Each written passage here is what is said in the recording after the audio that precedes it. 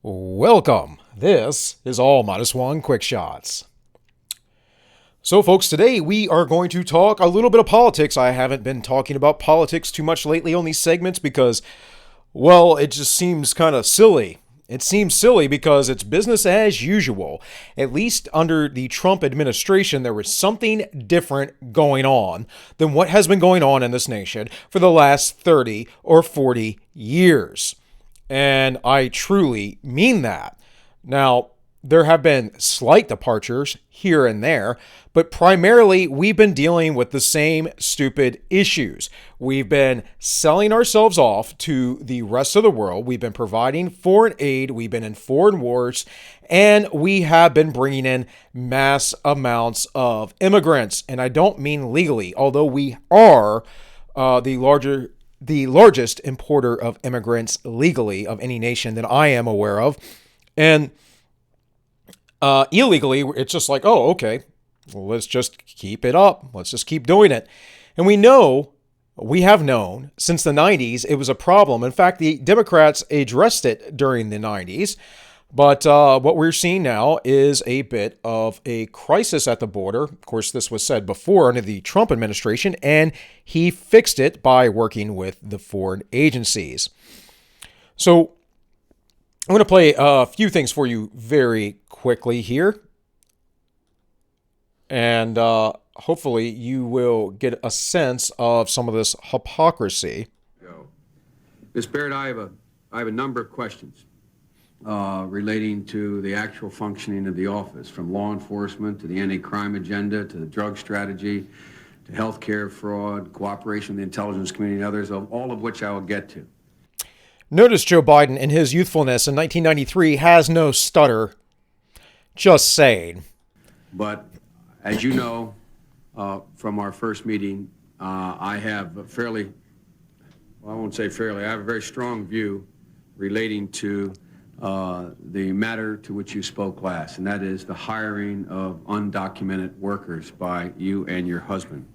When we first met on January the 5th, following your being named by President-elect Clinton to be Attorney General, you volunteered this fact to me. You volunteered the circumstances under which this hiring took place, and you volunteered that what did take place was a violation of the United States immigration law. So here we are saying that, we are seeing that Joe Biden is saying, hey, I'm not a fan of people who hire illegal immigrants. Yet this seems to be the trend today. Here, and when was this? 2006. We have Joe Biden at a Rotary Club. It's an erstwhile democracy where they have the greatest disparity in wealth. It's one of the wealthiest countries in the hemisphere. And because of a corrupt system that exists in Mexico, there is the 1% of the population at the top, a very small middle class, and the rest is abject poverty. Folks, I voted for a fence. I voted, unlike most Democrats, and some of you won't like it, I voted for a 700-mile fence. Joe Biden admits he voted for a 700-mile fence. Some of you might not like him. This, friends, was not that long ago. But let me tell you, we can build a fence 40 stories high unless it changes the dynamic in Mexico. And you will not like this, and punish American employers who knowingly violate the law when, in fact, they hire illegals. Unless you do those two things, all the rest is window dressing. I'd like to add a third thing, and that is address the welfare state here in the United States. But aside from that, we can get into the deeper reasons of what this is really about, in my opinion. Now, some years ago, in the early 2000s, we had Pat Buchanan write a book called Death of the West, How Dying Populations and Immigrant Invasions Imperil Our Country and Civilization. Now, I am not some Buchananite or anything like that. I've never read this book, but I am aware of it. And the point of this was, or me bringing this up is that Pat Buchanan predicted this, could see that this was happening, had a lot of points on this, and of course, later on, Ann Coulter picked up on this very much so, in which she was telling Americans that this is a problem.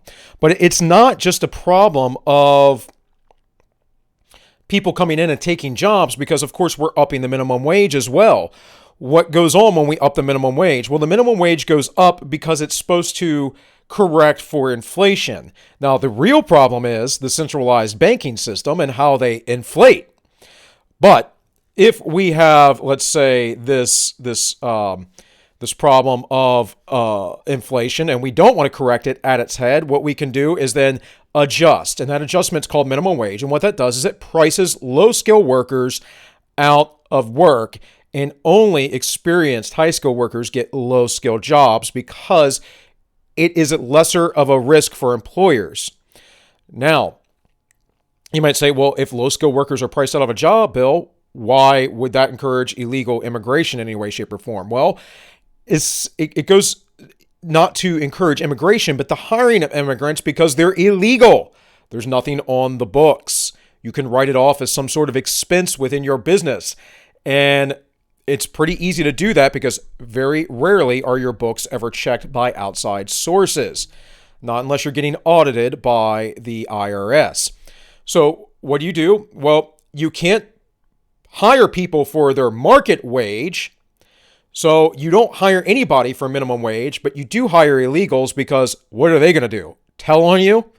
They're here illegally. They're afraid to get deported. And so that's how the cycle goes. Now, the other argument that Democrats and progressives like to bring up is that we have to replace our population rates. At the same time, these are the same idiots who want to get rid of all the fossil fuels and then tell people to learn to code. They're the same people who are often talking about, but most likely you're on the right if you're talking about this, about automation taking over and there are going to be less jobs. So do we need to replace the population or not? See, that's not what this is about. It's not about replacing the population. I'll tell you what it's about.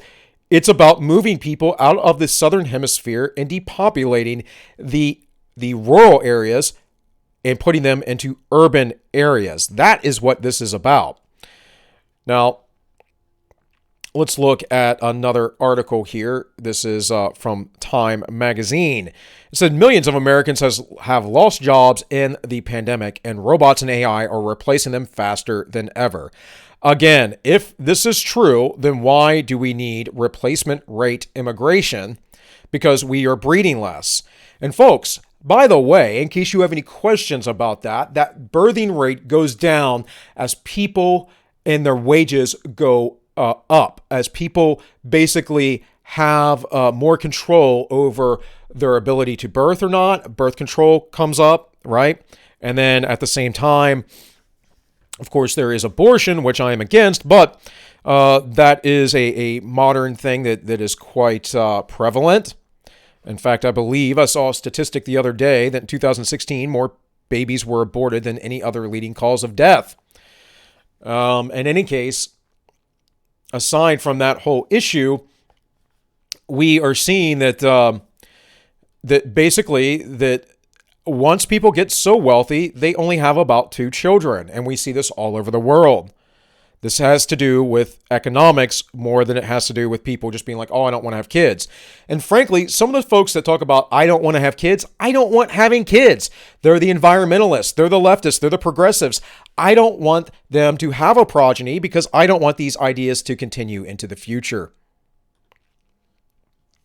So here is that idea of replacement migration. Of course, you can look this up on your own. It's very prevalent. Angela Merkel was a big proponent of this. Many people are. It comes out quite often. But like I said, this goes back to a bigger agenda. And so that is number 9 of the 10 planks of communism. And part of this is the combination of agriculture with manufacturing industries, gradual abolition of distinction between town and country by a more equitable distribution of the population over the country, the countryside. It says, we call it Agenda 21, the Planning Reorganization Act of 1949. And it gets into that. Now, it's been rebranded since then as Agenda 2030. Agenda 21 was posited in the 90s. 2030 is the new goal, and this goes along with the Great Reset. The Great Reset talks about these same things. They want to industrialize farmland, which they largely have in the United States and large portions of the world, but they want to continue to do that because in a lot of countries where migrants come from, where these illegal immigrants come from, there is a lot of more primitive agriculture. Now, as we look at the history of the world, agricultural societies are not very strong or powerful. They never really have been. It's other resources that make empires. It's not agriculture, guys. Agricultural societies are generally relatively poor, which is why it's one of the easy things for government to just subsidize immediately. It's easy to take over because there's not a lot of profit in that field. Now, there is when you're subsidized, and there's a ton of rules that restrict what imports and exports can come into this nation. So as far as like the libertarians go and their arguments on this, well, open borders and whatever else, they are missing a bigger point. With this, I was watching Adam versus the Man, Adam Kolkesh, yesterday, briefly. Of course, Adam Kolkesh was on my show the other week. It was an interesting interview. And Adam seems to have some sort of idealization of reality, which a lot of libertarians do. He talked to me about, Rothbard's Ethics of Liberty. I have a copy of that book. It's, I think Rothbard makes good arguments. I also question Rothbard in that he is a Jewish atheist. Where is his understanding of the true nature of reality? Where is his understanding of the metaphysical world? Where is his understanding of human nature? And that is the question. You will have an idealized view of reality, such as many people in the libertarian camp or many people in the socialist communistic camp, because you don't understand human nature. You don't understand reality. And you don't understand the problem of the human soul. Now, you may think, right? Many of you may think that human beings are essentially good. And I would completely disagree. From a biblical perspective and a biblical worldview, you are either in the kingdom of Satan or the kingdom of God. And we know that children need to be socialized by the age of 4. All the stuff where people talk, progressives mainly, and they're like, oh, we need to socialize our children and get them in school. They're idiots. Your child is socialized before they go to school. They will be socialized. They're socialized within their families. And they're socialized by interactions with other people, right? That's proper socialization. The stuff in the school, that's indoctrination. The lefties have just replaced the word with socialization. They've replaced indoctrination with socialization. Socialization is something like this. Your child is taught the difference between right and wrong. Your child is taught good manners. Your child is taught how to be polite. Your child is taught that they are not the center of the universe, because I promise you, every baby that comes out of the mother's womb is the center of the universe. It is all they know. They were learning. They are a little biological machine that is taking in things from the world, and their system is being programmed, and they're completely innocent and have no understanding of the world. And if you basically just take care of their needs, what you are doing is you are encouraging their narcissism.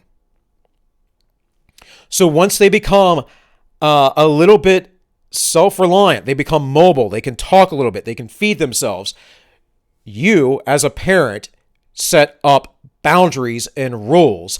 And that's what this is about, folks. And that is the idealization of the libertarians and the SJW communistic, postmodernistic people. They have no boundaries, no appropriate boundaries. And they might talk on the libertarian side about volunteerism.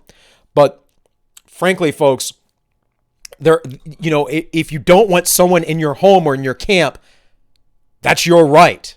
And most libertarians would stand by that. But then when they talk about the greater scheme of things, like the nation, they don't see that principle play out. It's a problem, and it's idealistic, and it's wrong. and you don't know who is coming in to your nation. And I'm not trying to go down the route of criminals and gangs and all that stuff.